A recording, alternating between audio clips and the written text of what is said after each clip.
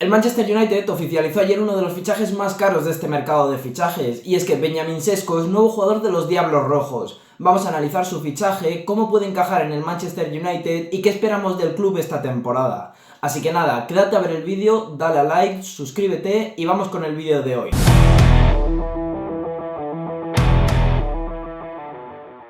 Bueno, primero de todo tenemos que saber un poco de dónde sale Sesko. Sesko empieza los primeros años de su vida jugando evidentemente en su país, en Eslovenia, y con unos 16 años pone rumbo a Austria al filial del Salzburgo, un equipo que se llama el Liefering, que jugaba en ese entonces en segunda división austriaca. Y nada, allí al final con 18 años debuta en el primer equipo del Salzburgo, donde juega 2 temporadas y marca 6 goles y 16 goles respectivamente. Eso le sirve para que desde la factoría Red Bull vean, ojo con este chaval, vamos a hacerle el siguiente paso. Y evidentemente el siguiente paso desde el Salzburgo es pasar al Leipzig. Y hace 2 años lo compran por 24 millones de euros.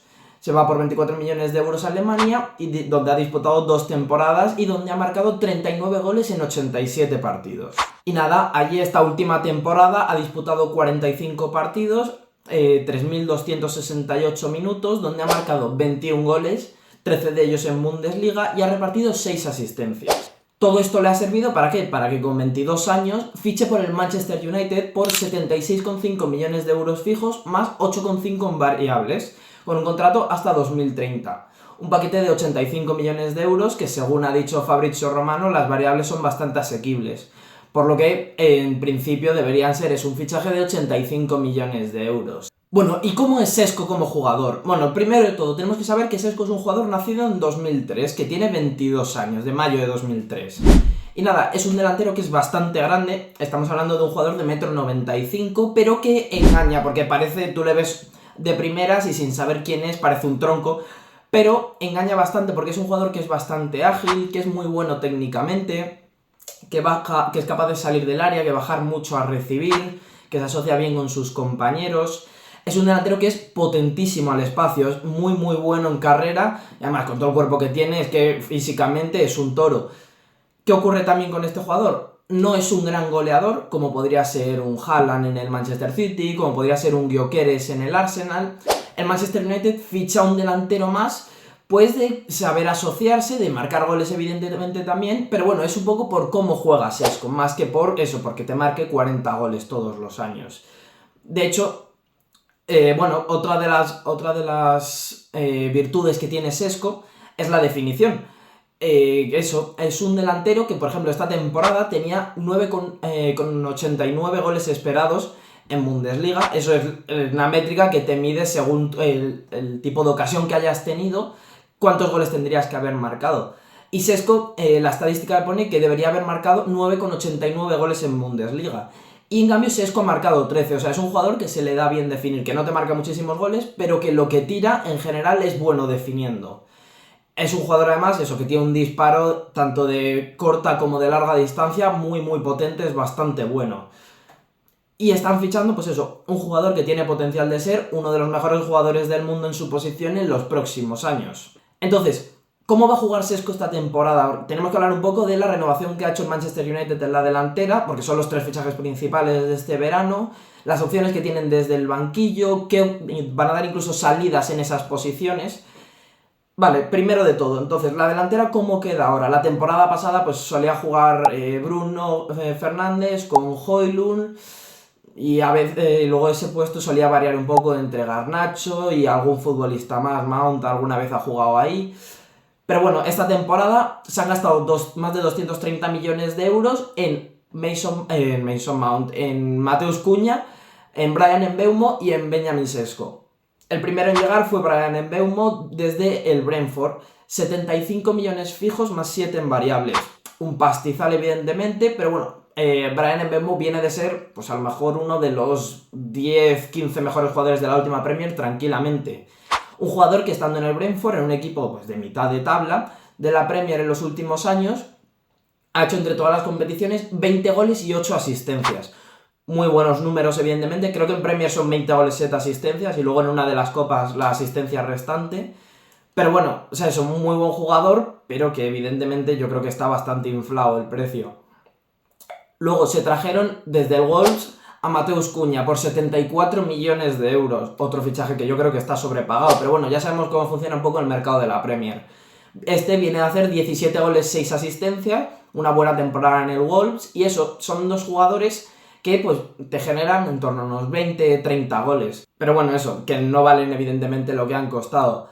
¿Qué ventaja tienen ya junto con Šeško? Pues que es una delantera que yo creo que va a tener mucha movilidad, que pueden variar un poco sus posiciones. Quizás a Šeško le cuesta un poquito más echarse a una banda u otra, como hemos visto por ejemplo el caso de Ekitike, que Ekitike en estos primeros partidos con el Liverpool sí que le estamos viendo caer claramente a banda y demás.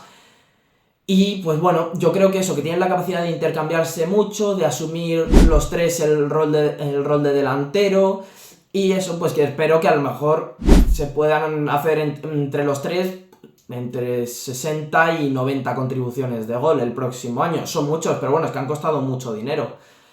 Luego también, no incluir... Segunda vez que se me cae la camiseta. Vamos a parar el vídeo. Bueno, con la camiseta ya arreglada tendré que buscar una solución porque está puesto bastante cutre esto. Nada, no sé si me voy a repetir alguna cosa, pero bueno, lo escucháis dos veces.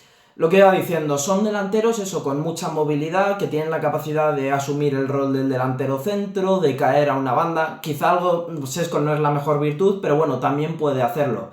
Y nada, no incluyo en esta delantera a Bruno Fernández porque en principio va a jugar en ese doble medio centro, posiblemente junto con Casemiro en circunstancias normales, salvo que traigan otro jugador.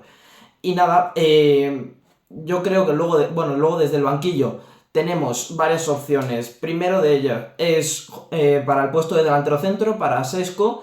El suplente en principio será Højlund, si es que no se va, porque estaba sonando para salir cedido. Si no se va, pues será el delantero suplente de Šeško, y está también Chido Obi Martín, un delantero de 2007 que lo trajeron en su momento desde el Arsenal. Jugará muy poco, pero bueno, está ahí, es plantilla del primer equipo. Es jugador de la plantilla del primer equipo, que diga. Vale, luego tenemos para la posición de Mbeumo, en principio será Circe el suplente, si es que de momento con él no ha salido ningún rumor, así que nada, en principio se quedará. Y luego, para el suplente de Mateus Cunha, pues queda Mason Mount, que la verdad es que no confío absolutamente nada en él. Está muy lejos de ser el gran jugador que era cuando jugaba en el Chelsea. Pero bueno, es que no hay otra cosa. Y luego también en cuanto a las salidas, no he mencionado en estos puestos a Antony, a Garnacho, a Sancho y a Rashford. Bueno, Rashford evidentemente ya salió en su momento al Barça. Tiene una opción de compra el club culé de unos 30 millones de euros. Veremos a ver si se queda allí al final o si vuelve a final de temporada al Manchester United. Con el caso de Antony, el Betis lo quería otra vez cedido, pero el Manchester United estaba pidiendo un fichaje. No sé qué puede rondar el precio de Antony, porque sí que es verdad que asume un poquito su valor después de la gran temporada que ha hecho jugando en el Betis. Luego tenemos el caso de Garnacho, que este tiene un acuerdo ya con el Chelsea. El único problema es, bueno, y gran problema también, porque sería ya después de que cerrasen el fichaje de Xavi Simons. Primero la prioridad es con el jugador neerlandés y luego ya con Garnacho. Y luego tenemos también a Sancho. El caso de Sancho habría sonado otra vez más, sería la tercera vez en su carrera el Borussia Dortmund para irse cedido. No sé, veremos a ver, pero bueno, desde luego estos cuatro jugadores no tienen hueco en el Manchester United. Vale, entonces, ¿cómo se nos puede quedar con lo que hay ahora mismo un 11 titular para la temporada que viene? Bueno, yo creo que esto, con todos sanos, sería con Onana en portería, línea de 3 con Lenny Yoro central diestro, Lisandro Martínez central zurdo y Matthijs de Ligt en el medio, un doble medio centro con Casemiro y con Bruno Fernández, carrilero izquierdo para Dorgu, carrilero derecho está jugando ahí Amad Diallo, aunque no sea su posición, dos mediapuntas por detrás del 9, Mateus Cunha y Bryan Mbeumo, y de delantero Benjamin Šeško. Vale, ¿qué podemos esperar entonces? ¿Cuáles tienen que ser las expectativas que tiene que cumplir el United de esta temporada? Yo creo que con el dineral que se han invertido ya en lo que llevamos de mercado de fichajes, esa cuarta, quinta posición, que lo mismo los dos puestos te valen para acceder a Champions, tienes que pelear por ello, posiblemente detrás del City, del Arsenal, del Liverpool, y yo creo que por detrás del Chelsea, que yo creo que el Chelsea entrará a Champions otra vez. Nada, es que tiene que pelear esa posición ya, o sea, a poco que hagan respecto a la temporada pasada va a ser mejor que este último año, porque eso creo que vienen de quedar 15º si no me equivoco.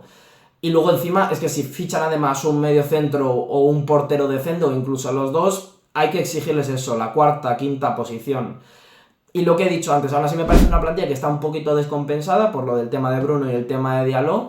Pero bueno, es que, quiero decir, con todos sanos es un buen equipo. Entonces, por ir cerrando ya un poco el vídeo, ¿cuál es mi conclusión respecto al fichaje de Šeško? Bueno, me parece que el Manchester United trae un muy buen jugador, que tiene eso, potencial de ser de los mejores jugadores del mundo en su posición en los próximos años, pero bueno, me parece que eso está algo sobrepagado, que el Leipzig ha sabido vender muy bien al futbolista y que estás pagando al final 85 millones de euros por un delantero que ahora mismo no es élite 1 en el mundo en esa posición.